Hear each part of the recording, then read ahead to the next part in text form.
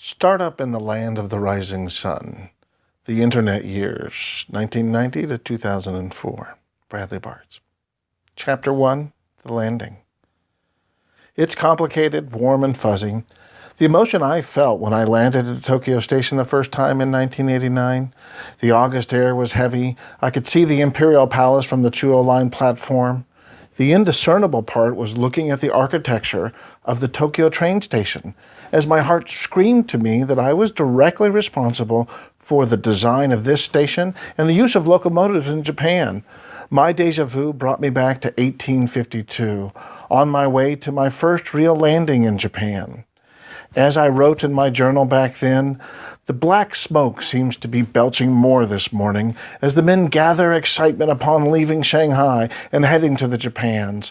The men have awoken their hearts for the new mission to open the Japans to trade. Last night, the meal with the governor of Shanghai was accented when he gave me his personal map of the Japans. The waves of May 1853 were rough as the U.S. Saratoga, U.S. Mississippi, U.S. Plymouth, and the lead U.S. Susquehanna navigated the currents to the Ryukyu Islands, known to the seamen as the southernmost tip of the Japans and a safe harbor for port. My ship makes a grand entrance to any location we have visited so far in East Asia. Her impressive beam of 45 feet and length of 247 make her immense, but it is the two coal-powered steam paddle wheels that give us our speed. The giant mainsails and sheets further increase our speed to 10 knots. Our smoke can be seen at the very edge of the horizon. On November 24, 1852, we run from Norfolk, Virginia to China on the USS Mississippi. The exhibition is to bring a treaty from the U.S. President Fillmore for trade and safe passage of our shipwrecked sailors. My mission could not be more important, and as such, I take 6 months in China to gather as much intelligence as I can before setting me and my crew to the Japans. On board, we have a fine contingent of soldiers, doctors, translators, artists, drunks, educators, train and wire communication experts, and some of the best cooks in Navy, including our very own Paul Montgomery. Our dinner conversations are brief and fun and quick to plans for each step of the journey ahead of us.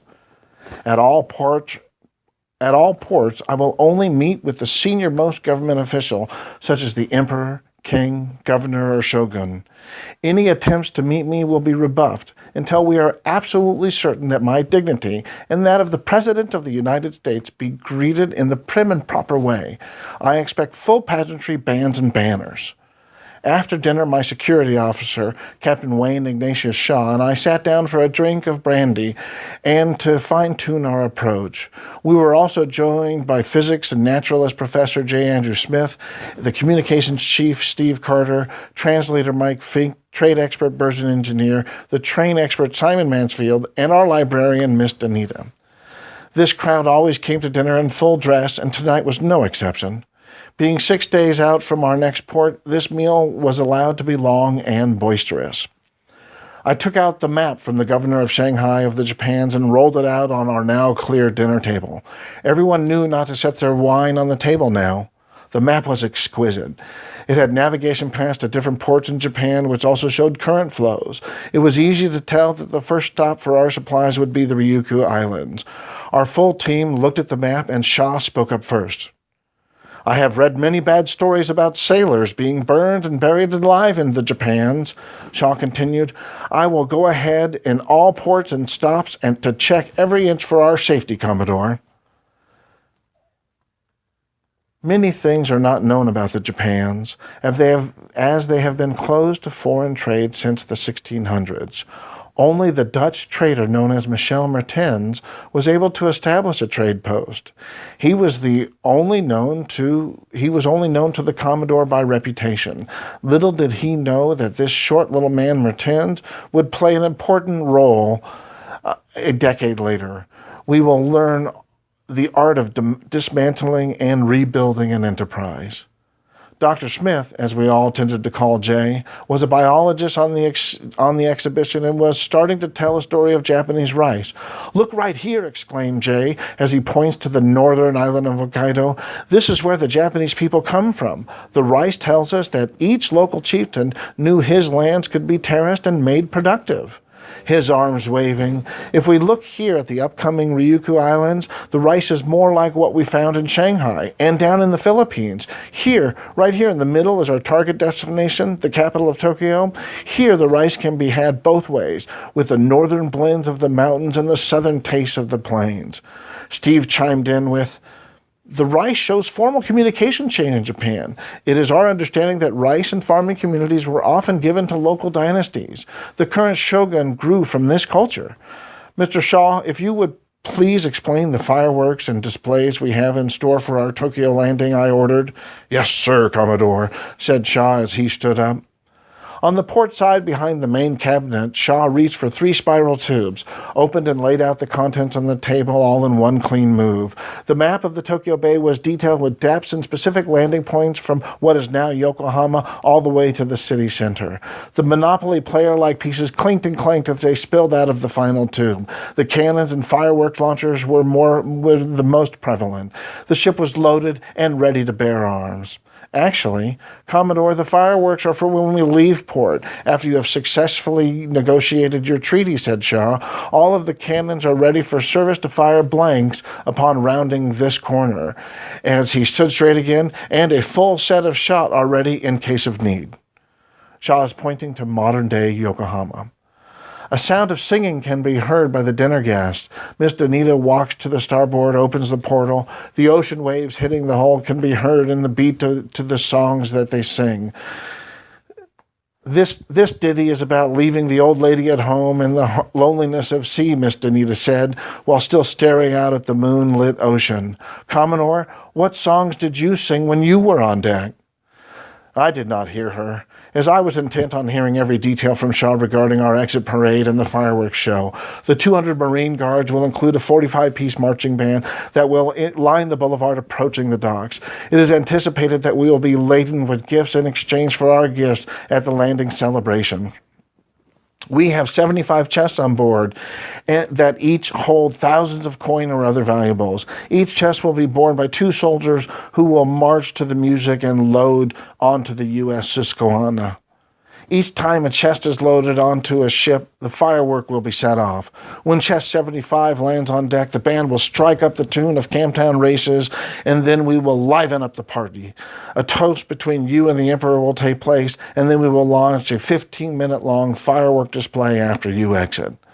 Commodore, after you shake hands and say your formal goodbyes, you will walk the parade route and the band will play Home Again. When you are on the dock with your back to the ship and the salute to the crowd, the fireworks will start. You will then be on our fastest away boat as the fireworks display in full bloom." "Well done, Shaw. Well done indeed," exclaimed the Commodore. "Dr. Smith, could you please tell me about apples in Japan?" asked Mr. Carter. "Enough with these apples, Steve," said Burson Engineer. "We know that you think it is the perfect fruit. Easy to use, doesn't get viruses, but sheesh, enough with them apples." The dinner conversation was free to take any turn now, as the Commodore was satisfied with the meal, wine, and regimented plan put forth by Shaw. Miss Danita asked, "Can each of you let me copy your journals into a master set? It doesn't have to be now, but at least promise that after the voyage you'll give me a peek." I signaled that it was time to part, and dinner party stood at attention and left gracefully. I took the opportunity to open my journal and pen this. Wednesday, October 20th, 1852, 9:15 p.m. First night out of port of Shanghai was topped with a fine meal with my direct team. Shaw laid out our course and the basics of our engagements and negotiations. Dr. Smith anticipated the Ryukyu Islands and the small pineapple he thinks the local turned into wine. Engineers seemed to know what each port might offer in the way of goods and local trading customs. Miss Danita was delightful as always in her southern charm, and I was particularly intrigued by her request for everyone's journal. Carter, again, is on his hunt for the apple. He checks the catalog and each variety with Dr. Smith. He carries on about the famous Macintosh apple that has a taste so sharp that when you bite it, the CEO comes out and slaps you. Montgomery made roasted lamb with a variety of fresh sides bought from the Shanghai market that morning. As with everything on my ships, the menu for the coming month is planned, and I must admit that I'm looking forward to Sunday. The following few days were uneventful. The ocean calmed a bit, and our steam engine was purring like a wild animal. Each evening meal was filled with more and more reports of planning for the trip. The unique nature of our crew made our landing party an opportunistic bunch. The funniest one was Mike Fink, the translator. Although he was mentioned early, he was actually met on the first visit to the Ryukyu Islands. It just seems that Fink has been there all along, as we are all now used to hearing the story in Japanese and English. The landing at the port of Naha in Ryukyu Islands was a grand affair. The black smoke from our coal-burning engines was seen days before we arrived. The scurry was similar to our Paul Revere, except they were screaming, "Kurofune! Kurofune! Black ship!" The king of the Ryukyu Islands immediately set up a banquet in the honor of our visit. Every item on our shopping list was granted immediately, plus additional supplies were offered and gratefully accepted. The hospitality was soothing and nothing like Shaw had made us to anticipate. The red tile roofs of the village homes were substantial, with each tile being cemented in place. Carter pointed out each roof had a god called Shisa that was built from leftover roofing materials. The shapes and sizes of the Shisa became the branding mark for the different roofing contractors on the island. The king and two of his favorite assistants, his son and daughter, give me and our team a grand tour of the Ryukyu Islands. The daughter, Tomoko, was tall, slender, and spoke English. Her brother Hiro was a dick, but Hiro would later prove to be loyal to his father in following his order to protect me. We all mounted horses for the first leg of our tour. We climbed a trail from the coast up to the middle of the island. The trail was clean, smooth, and well used. The jungle was so colorful. At the top of the hill, we were greeted by the local artisan and Mayor Higa, who took us directly to the fire and kiln production area for making roof tiles. This factory was many hundreds of years old and was built on the top of a rolling hill to a gully and then back up the other side. The main fire was built at the gully and the pottery was placed in the oven going up the hill. The fire was stoked and lit, and in our honor, we dined on local fish, fruits, and lovely pineapple wine. Dr. Smith was in heaven. A visiting professor, Maruyama, made fast friends with Dr. Smith. Maruyama from Tokyo University, and he was on a research sabbatical on the island. Maruyama was in charge of the Education Postal Service and was looking for ways to expand pure knowledge. Maruyama also loved rabbits and hooked Dr. Smith into taking a pair with him. The king was there to greet us as we boarded our ship for our journey to Edo. Maruyama asked for a ride, and Dr. Smith offered to let him bunk with him. We loaded our ship, and I ordered the men to set sail. In my cabin, I wrote, "The king signed our trade and sailor safety treaty with no changes or request. He was genuinely pleased with our visit and our agreement. He did ask that we not tell those in Tokyo how nice he was. I found this to be interesting and thereby make a note of it in my journal." The ship and crew were happy and steaming towards Edo to land on July 8, 1853. Our journey from Ryukyu to Edo would take us the better part of a month. Our course was deliberate to be close to shore as possible to map each reasonable port. Each spot we would stop, send scouts, boats to do depth readings and map the countryside. The scouts reported seeing Japanese natives on the shoreline cliffs. It also started to record what looked like cannons and forts along the coast. The black ship steamed on while on land horses with messengers were frantic in their flight north. Usually, when horses ride north, it is with a deliberate pace with a large group of travelers. Not in this case at all. The riders were all dispatched by loyal and not so loyal daimyos to Edo to warn the emperor and shogun. It was noticed by our scouts that the more encampments and forts cannons start to be in place with the push north up the Pacific coast. This time, the first time it was reported, the Commodore sounded general quarters and brought his team to his cabin. "It is obvious that they know we are here and they know we are coming. I want you to repel any boat on approach by Japanese natives. We are headed to Edo, period," roared Perry. Shaw, I want a full accounting of our armaments in 1 hour. Carter, I want you to communicate this same order to all our ships. Miss Danita, please collect everyone's journal, including mine. Send boats to all ships to collect notes from them also. I want you to quickly copy and compile notes and then return the journals, ordered the Commodore. Do you need any help? Asked Perry. Yes, I think Dr. Smith and Mr. Maruyama would be a terrific choices, said Miss Danita. Actually, I want Mr. Maruyama with Shaw to plan the fireworks display and for him to document in Japanese our overwhelming capability to obliterate Edo. You have Mr. Carter, Miss Danita, directed Perry. Shaw, I want you to fire our cannons once an hour starting in 45 minutes. See to it immediately, and the rest of you leave me now, barked Perry. Outside the Commodore's chamber, Shaw called general quarters and ordered the appropriate flag to the mast. The crew and the ship came to immediate attention, and all knew their positions and tempo. The shoreline was indeed jagged, and the lookouts had the most important job of the crew, that is to watch for rocks and reefs. Instead of yelling, the crow's nest was wired with a telegraph directly to the wheelhouse. Dot, dot, dot, dot, dash, dash, dash, dot, dot, dot, dot. You can hear it all. All clear. Port side has rocks at 300 yards, said the memo from the telegraph. This advanced communications was required by Commodore Perry to improve his capabilities in fights and emergencies. The crow's nest position was sought after by the crew, and every crew member was qualified in Morse code. Maruyama was most amused and bewildered by this technology.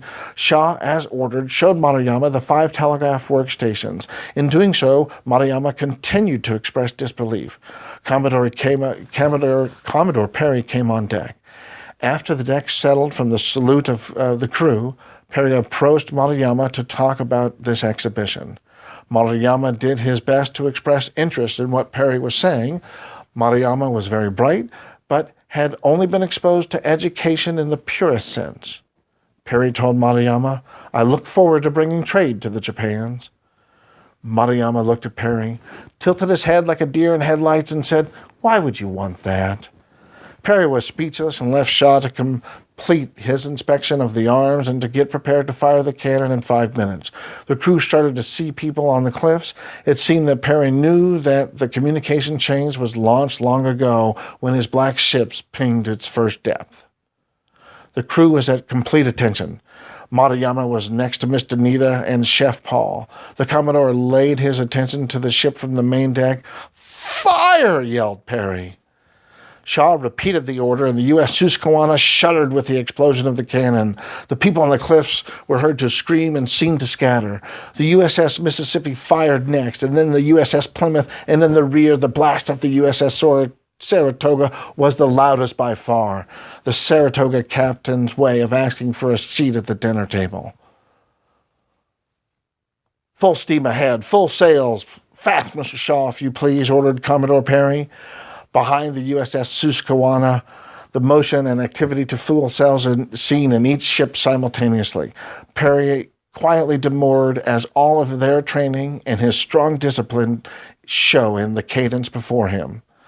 Perry retired to his chambers. 55 minutes later, Shaw called to arms again, and the commotion was not any more. It was fluid and deliberate.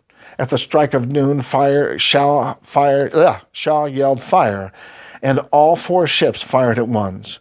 The ship echoed into the bay to be heard for what seemed like a few minutes. All ships were at full stop, and the ocean was ghostly still. This time it was planned that full silence would reign, and all ships after shots, and then extremely loud yell was to be had by all. Blood-curdling, I am going to kill you yells. The horrified look on Maruyama's face told Perry that his message of aggression was heard and he knew was being transmitted across Japan. By this time in the voyage, Perry had warmed to the name the Black Ship. He learned to say Kurofune in Japanese. The message of power was typical in American gunboat diplomacy. He knew that Maruyama could communicate quicker on land and called Shaw into his quarters to plan where to drop him off. To make sure his might was known, Perry ordered Shaw to fire some fireworks after the cannons at anchor tonight.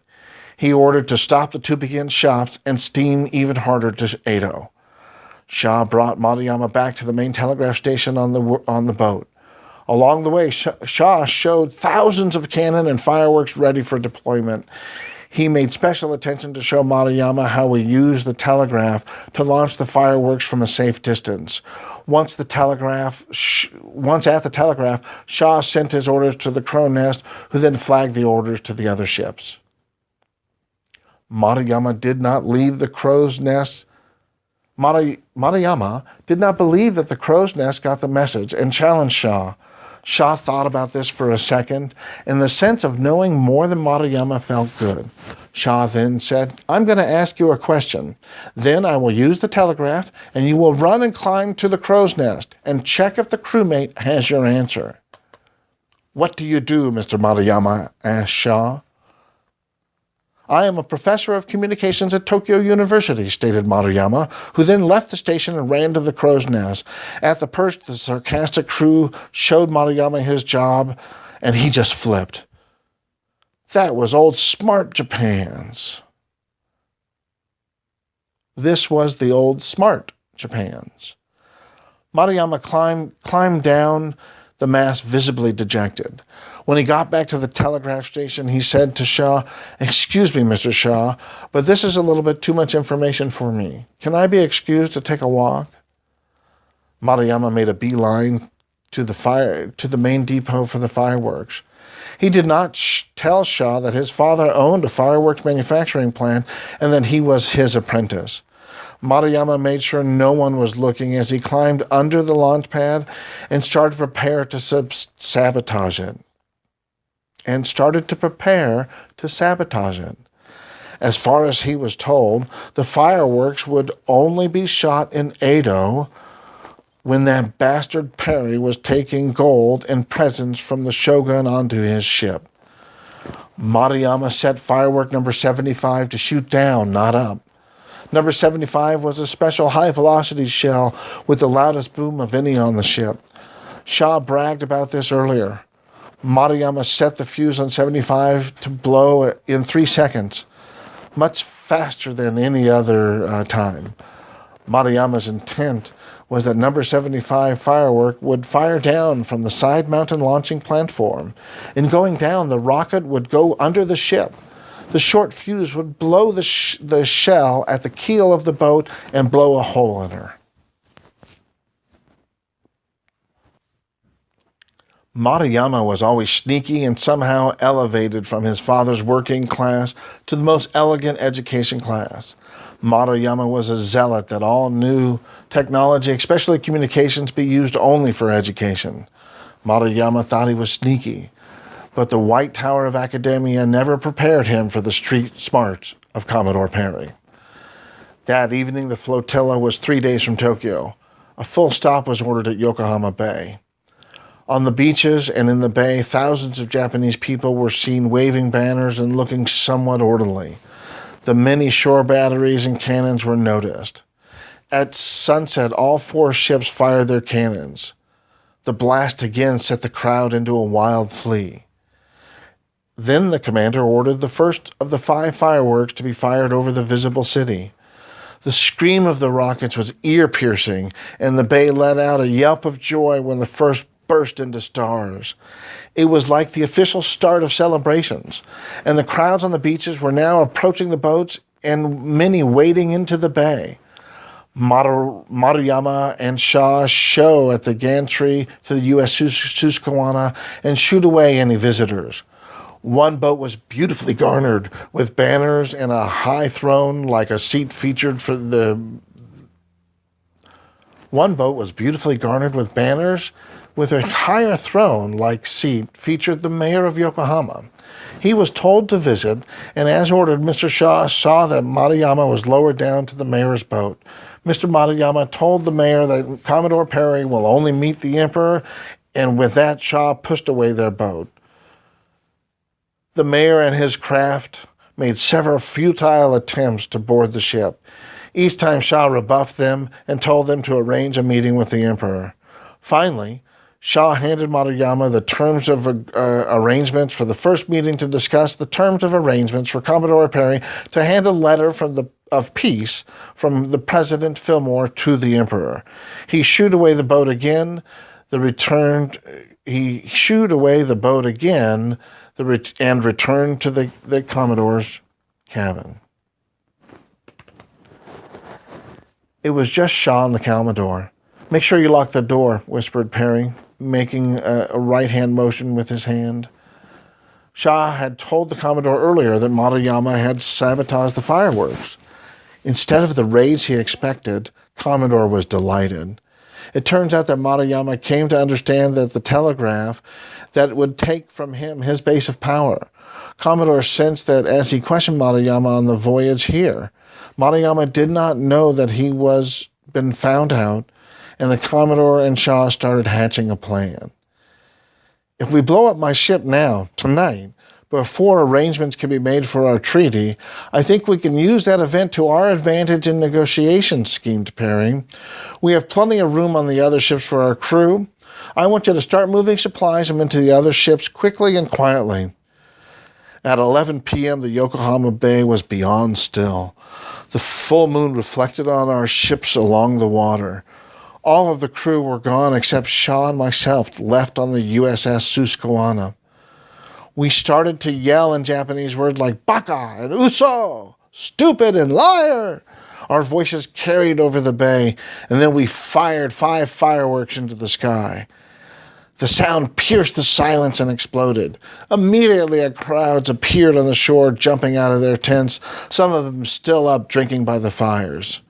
We continued to yell and scream. We fired some pistols in the air, and a huge round of 25 fireworks launched. Then 25 more, then 10. Maruyama was on shore. He was horrified. This was not supposed to happen here. This was supposed to happen when they left. It was supposed to kill Perry. Shaw set the long fuse on the final barrage, knowing full well that 75 was going to sink the boat. He and the Commodore lit the fuse together, took a deep breath, and casually jogged to the away craft. One after another, the fireworks shot up and then exploded. Then the final granddaddy shot down, and the bay was shocked. Then a muffled boom was felt and heard, and screams from the crew were thrown in for good effect. The U.S. Susquehanna, the black ship, sunk in Tokyo Bay. Dr. Smith looked at the Commodore, not knowing the ruse, and asked about the chest and booty. "Don't worry, Dr. Smith. All treasures, maps, and journals are on the USS Mississippi now, except chests with 1 yen coins, which you noted float." The treaty was signed on July 8, 1853, and the markets of Japan were indeed opened by Commodore Matthew Perry. During the after-party, he gave the Shogun a miniature rideable train set that launched Japan's craze with rolling stock. The train set had a miniature Tokyo station included. Contrary to Maruyama's dream, the telegraph was demonstrated, and it beat a Japanese runner on a 2-kilometer course to the utter delight of the crowd. The opening of trade by Perry is the lucky side of gunboat diplomacy. It's complicated, warm and fuzzy. The emotion I felt when I landed at Tokyo Station in 2014. The August air was heavy. I could see the Imperial Palace from the Chuo Line platform. The indiscernible part was looking at the Wi-Fi cell phones, the gigabit internet, and my heart screamed to me that I was directly responsible for the design of the internet in Japan. After my death on March 4th, 1858, I was reincarnated into Bradley Lawrence Bartz on December 8th, 1965. Before I hand the narration over to Bradley, I implore you to ask him what the hell did he do with my black ship? The modern-day Commodore is Bradley L. Bartz. He did land in Japan in 1989, and he did start the first commercial internet company in Japan. He rose to fame, was blacklisted by the Japanese government, and was reborn again.